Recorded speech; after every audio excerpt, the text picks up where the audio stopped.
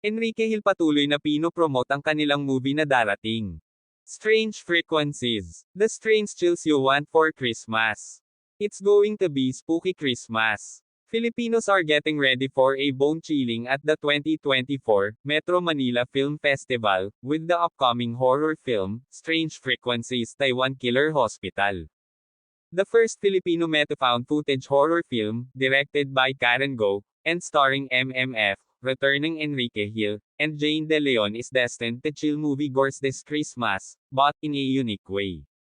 Inspired by 2018 South Korean film, Ganjam Haunted, Asylum, the Filipino adaptation promises and different touch, on their own version, ensuring that this one as unique as it can get. Without a doubt, Enrique Gill's presence at the annual MMF has been sadly missed for more than a decade. He'll return this year to commemorate the film festival's 50th anniversary. But this time he had a larger role. He not only exhibited his missed acting skills, but he also showcased his own artistic side by co-producing the movie.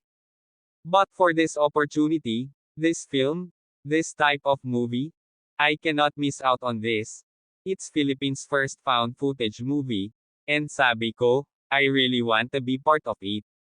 It didn't feel like work, it just feel like I was have fun exploring. I think that's what made it different, you know, playing ourselves.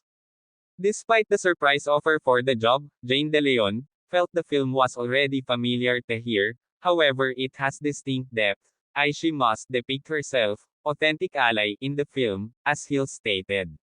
Hindi kasi talaga siya trabaho, minsan nga, kahit rest days namin kulitan pa rin so naging family, yung dapat na workmate lang, especially me, hindi ko sila kilala, sila celebrities, ako social media content creator.